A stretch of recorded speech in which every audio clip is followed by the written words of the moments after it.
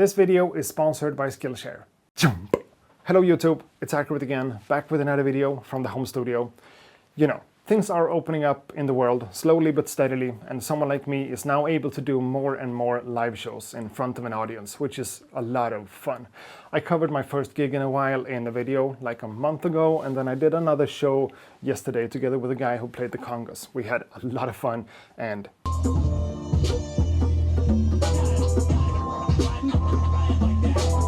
you know, just the experience of playing music in front of people live is a really cool thing. And you guys are asking me a lot about the stuff that I use to be able to do these live shows, so that's what we're going to cover in this video. Let's go. Accurate beats. Now, first of all, I don't book these live shows as a DJ at all. I make sure that everyone knows that. I'm not a DJ in that sense, so I don't bring a turntable or a DJ controller or anything like that. I might do that in the future, but for now it's just straight up beats. So everything I need for a live showcase like that fits into this backpack right here. Nice and handy, and I'm able to bring this one pretty much anywhere. I haven't really unpacked this since the live show I did yesterday, so this might be a little bit messy, but you know. What I'm basically using is, of course, a pair of headphones. This is the Audio-Technica ATH M50X. And of course we're bringing a few cables, more cables, better safe than sorry, I guess. But in terms of actual musical devices, I have the Roland SP404A and my Maschine Plus. And yeah, cables. So that's an unnecessarily complicated way to say that I use Maschine Plus together with the SP404 for my live shows. Let's get them connected and pretend like we are at a venue, right? In terms of connectivity here, things are really straightforward. Maschine Plus sends its main audio out into the inputs on the SP404 using a jack to RCA cable. Line out left and right. Line in left and right. And the same sort of cable line to RCA from the SP404 into the mixing desk, or in this case, my audio interface. Line out right and left. Simple as that. But what's actually happening inside of the devices is where I've put a little bit of thought into things, and I think I have a setup now that kind of works really well for what I do. In this case, Maschine Plus just has nothing on it, so let's fix that by loading up my live project here. So I've thought about this quite a bit, and on my first few projects here, I have basically full beats that I've just exported and imported into the SD card on Maschine. So we have some stuff like this, basically full tracks that I've done and imported into the SD card on Maschine with intro, outro, scratch parts and everything, basically full tracks. Here I'm able to see the waveform together with the playhead, and that just comes in nicely for a live show like that. And since the audio from Maschine gets routed straight into the SP404, I'm able to turn this external source on and then add effects on the incoming audio signal. So I can do stuff like this.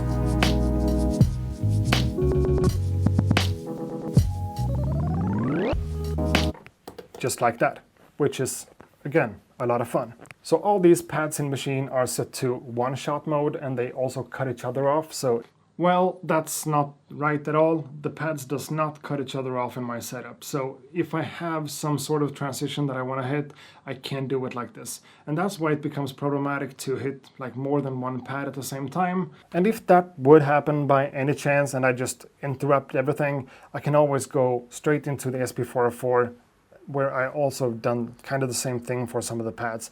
These ones also holds entire beats that I can just fire off like that. And then I can do whatever on Maschine to set myself up for the next track that I'm playing. So that's basically the first part of it all. I'm just firing off full beats into the SP404, playing around with some effects and stuff, and everything just works, hopefully. If not, I still have some stuff on the SP404 that I can fire off if I need to. So the next part, if I ever feel bored of just, you know, triggering full beats, I do have some other options here too.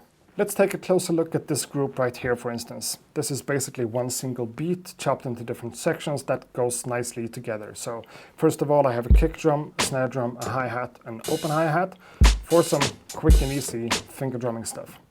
Then we have some different chopped up sections of a track.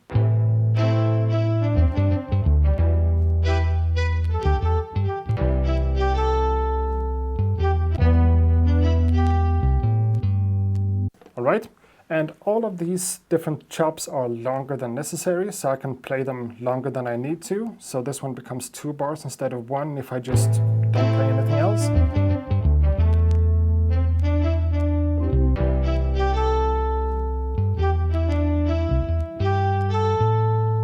Alright, and then I have some piano chords. That goes together with the different chops, so I can do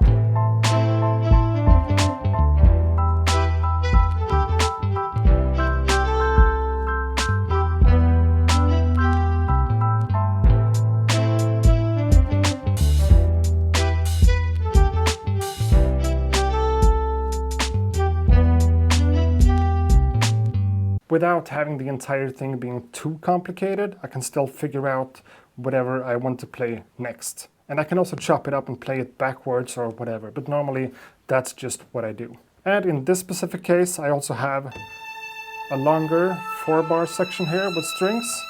So as long as I kind of hold the tempo, things just work.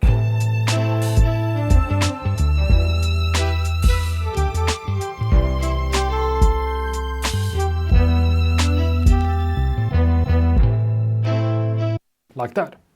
Now, of course, I can't do that for like 10 minutes at end because it gets repetitive, and I am somewhat limited in how much variation I can create for the track when I've prepared it like this. But at least I incorporate some sort of finger drumming into the live session, right? It's not just firing off beats and letting them play. Another thing that I want to point out here that makes a lot of difference for a beat showcase like this is this group of stuff that I have here. This is basically just some simple one-shots that I can layer on top of any beat or a finger drumming session or whatever. Stuff like really generic samples or maybe transition effects like this. It doesn't sound like much as it is, but together with the track,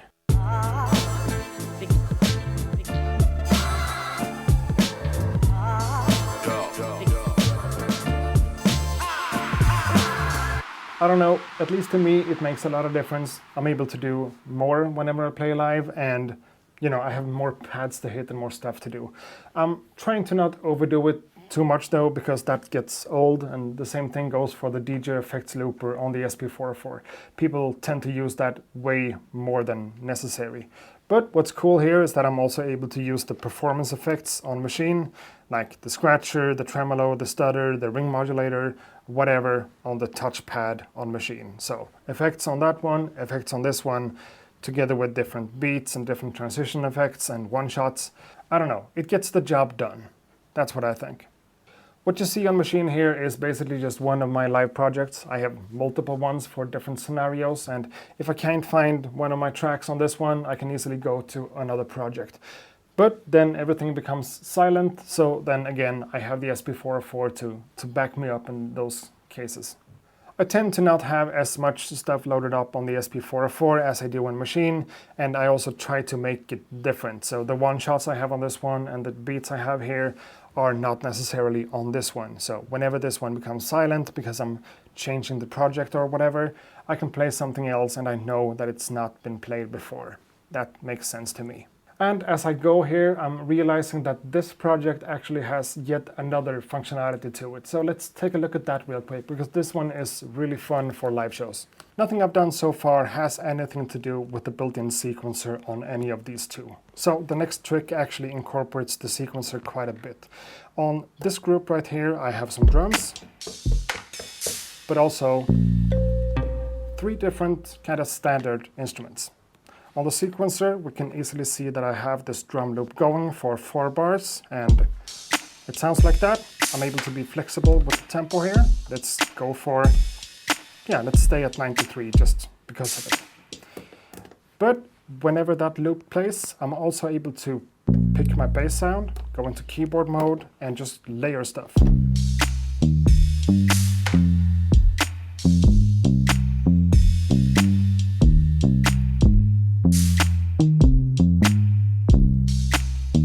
Just like that, we have some drums and a bass line going, and the audio still runs into this one, so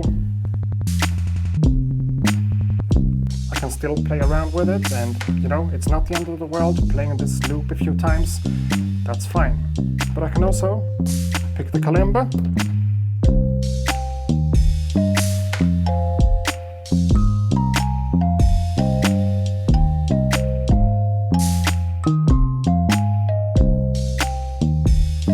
Like that.